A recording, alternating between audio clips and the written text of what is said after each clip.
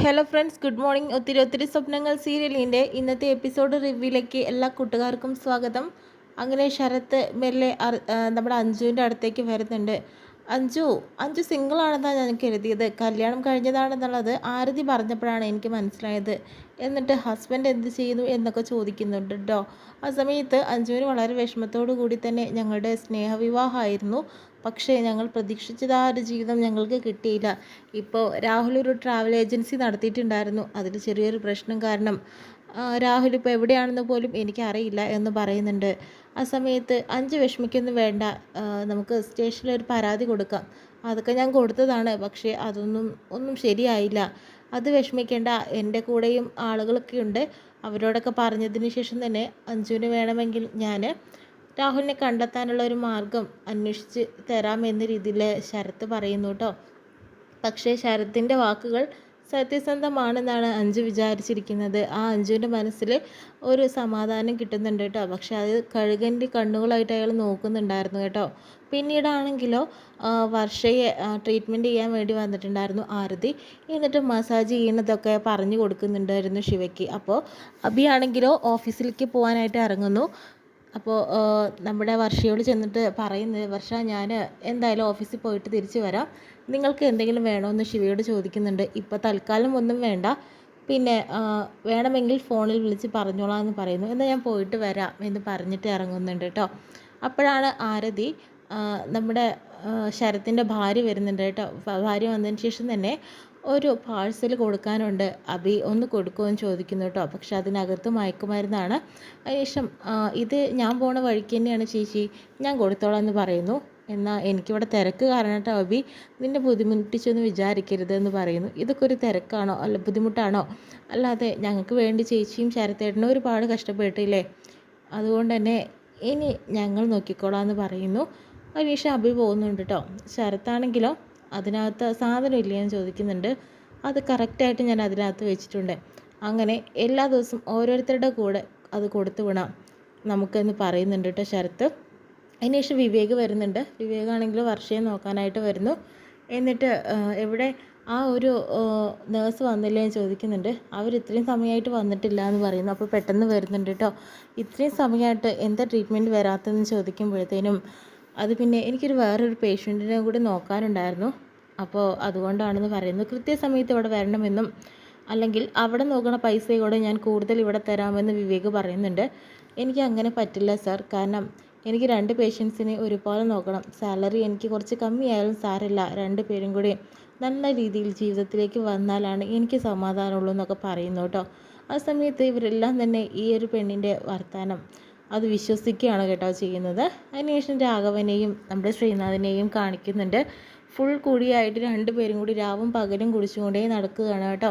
ആ സമയത്ത് അഭിയാണെങ്കിലോ അത് കാണുന്നുണ്ട്. അപ്പോൾ ഇത് ശ്രീ അല്ലേ എന്ന് വിചാരിച്ചിട്ട് ഓടി വരുന്നുണ്ടോ. എന്താ ശ്രീ ഇങ്ങനെയൊക്കെ ആയത്? ശ്രീ എന്താ പഴയതുപോലെയൊന്നും അല്ലല്ലോ ഇപ്പോൾ, എന്ത് പറ്റി ശ്രീക്ക്? ആകെപ്പാടെ മാറിയിട്ടുണ്ടല്ലോ. അത് പിന്നെ എങ്ങനെയാ, ഇവന്മാരുടെ കൂടെ അല്ലേ കൂട്ട്, പിന്നെ എങ്ങനെ ആവാണ്ടിരിക്കുമോ എന്ന് ചോദിക്കുന്നു. ശ്രീ ആണെങ്കിൽ ഒന്നും സംസാരിക്കുന്നില്ല കേട്ടോ. എടി വച്ചേ, നീ ഒന്നും മിണ്ടാണ്ടിരുന്ന, ഇതെൻ്റെ മരുമകനാണെന്ന് പറയുന്നു. മരുമകനോ? പിന്നെ എൻ്റെ മകളെ ഞാൻ ഇവനെ കൊണ്ടാണ് കല്യാണം കഴിപ്പിക്കുകയുള്ളൂ, അല്ലാതെ ആ മസിൽമാനെ കൊണ്ട് കല്യാണം കഴിപ്പിക്കില്ലടി.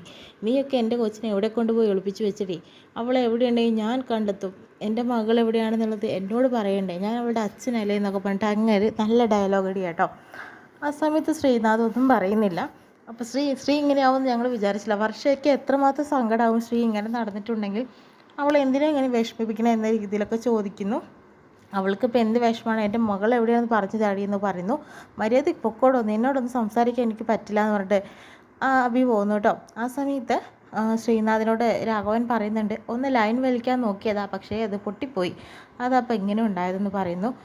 ഈ പെങ്കൊച്ച് കെട്ടിയൊരുങ്ങിയിട്ട് എന്നും പോകുന്നുണ്ടല്ലോ, ഇവൾ എങ്ങോട്ടാണ് പോകുന്നത്? അഭി അഡ്വക്കേറ്റ് ആണെന്ന് പറയുന്നു. അഡ്വക്കേറ്റോ? അതെന്താ?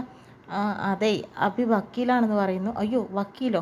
എടാ മോനെ, പോലീസിനെയും വക്കീലിനെയും ജീവിതത്തിലേക്ക് ക്ഷണിക്കാൻ പറ്റില്ല. എപ്പോൾ നോക്കിയാലും മടിയും ഇടിയും കേസും കോടതിയൊക്കെ ആയിരിക്കും. അതുകൊണ്ട് നമുക്ക് പോവാം, നമുക്ക് അടുത്ത ബാറിലേക്ക് പോകാമെന്ന് പറഞ്ഞിട്ട് 2 പേരും വീണ്ടും നീങ്ങുന്നു. അതിനുശേഷം തന്നെ ശരതും ഭാര്യയും കൂടിയും ചേർന്നിട്ട് ഒരു കേക്ക് ഉണ്ടാക്കിയിട്ടുണ്ടായിരുന്നു. അതിനകത്ത് മയക്കുമരുന്ന് ചേർക്കുന്നുണ്ട് കേട്ടോ. ആ സമയത്ത് നന്നായി ചേർത്തോ ചോദിക്കുന്നുണ്ട്. ചേർത്തിട്ടുണ്ട്, ഇത് തന്നെ മതി, ഒരാഴ്ചയ്ക്ക് പിന്നെ അത് ബ്ലഡിൽ അലിഞ്ഞു തീർന്നോളും എന്ന് പറയുന്നു കേട്ടോ. അങ്ങനെ എന്തായാലും എല്ലാവർക്കും കൊടുക്കണം, 3 പേർക്കും കൊടുക്കണം എന്ന രീതിയിൽ അവർ കൊണ്ടുപോവാണ്. ആ സമയത്ത് വർഷയുടെ ഡ്രസ്സൊക്കെ മാറ്റി കൊടുക്കുന്നുണ്ട് കേട്ടോ നമ്മുടെ ശിവ. പിന്നീടാണെങ്കിലോ ഇവർ രണ്ടുപേരും അങ്ങോട്ട് വരുന്നുണ്ട്. ശിവയാണോ ഇപ്പോൾ ട്രീറ്റ്മെൻറ്റ് നടത്തുന്നതെന്ന് അരത്ത് ചോദിക്കുന്നുണ്ട്. ഞാനല്ല, അവൾ തന്നെയാണ്, ആ ഒരു നഴ്സ് തന്നെയാണ് ചെയ്യുന്നത്. പക്ഷേ ഞാൻ വർഷയുടെ ദേഹം തുടപ്പിക്കുകയും മെഡിസിൻ കൊടുക്കുകയൊക്കെ തന്നെ ചെയ്യുന്നത്. ബാക്കിയെല്ലാം നഴ്സ് വന്നതിന് ശേഷം തന്നെ അവരാണ് ചെയ്യുന്നതെന്ന് പറയുന്നു. പിന്നെ ഇത് ഞാനുണ്ടാക്കിയ കേക്കാണ്, എങ്ങനെയുണ്ടെന്ന് ടേസ്റ്റ് ചെയ്തെന്ന് പറയുമോ എന്ന് ചോദിക്കുന്നുണ്ട് ശിവയോട്. അയ്യോ ചേച്ചി, എൻ്റെ കൈ മുഴുവനും അഴുക്കായിട്ടിരിക്കുകയാണ്, പിന്നീട് കഴിച്ചോളാം, ചേച്ചി അവിടെ വെച്ചിട്ട് പൊക്കോളാനായിട്ട് പറയുന്നു. ആ സമയത്ത് അതൊന്നും പറഞ്ഞാൽ പറ്റില്ല, ഞാൻ വായിൽ തരാമെന്ന് പറയുന്നു. അങ്ങനെ വായിൽ ഇട്ട് കൊടുക്കുന്നുണ്ട് കേട്ടോ. അങ്ങനെ ശിവയാണെങ്കിലോ അത് കഴിക്കുമ്പോൾ ഒരു ടേസ്റ്റ് വ്യത്യാസം ഉണ്ടല്ലോ.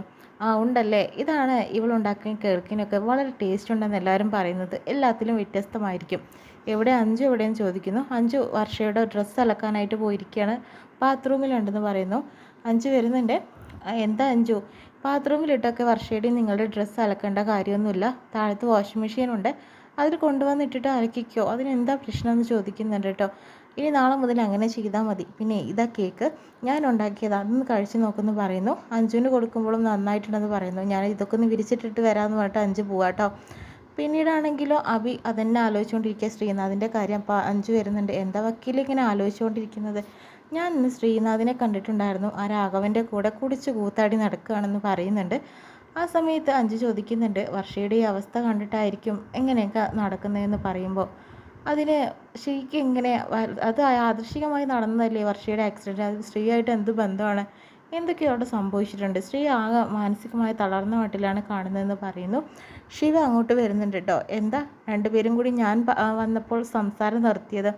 അത് പിന്നെ നമ്മളെ ആ ചേച്ചിനെയും ശരത്തേട്ടനെ കുറിച്ച് പറയുമായിരുന്നു, എന്ത് നല്ല ആളുകൾ. പക്ഷെ ശിവയ്ക്ക് അത് വിശ്വസിക്കാൻ കഴിഞ്ഞിട്ടില്ല കേട്ടോ.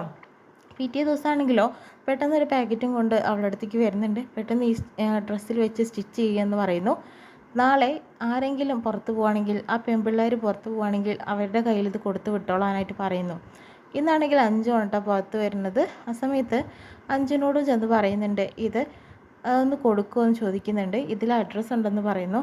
അതിനെന്താ ചേച്ചി, ഞാൻ കൊടുത്താലാം, ഇത് സാരിയോ ചുരിദാറോ എന്താ ചോദിക്കുമ്പോൾ അവൾക്ക് തന്നെ ആകെ കൺഫ്യൂഷൻ. അത് പിന്നെ ഇത് കുർത്തയാണെന്ന് പറയുന്നു. കുർത്തയാണോ? ലേഡീസ് കുർത്ത.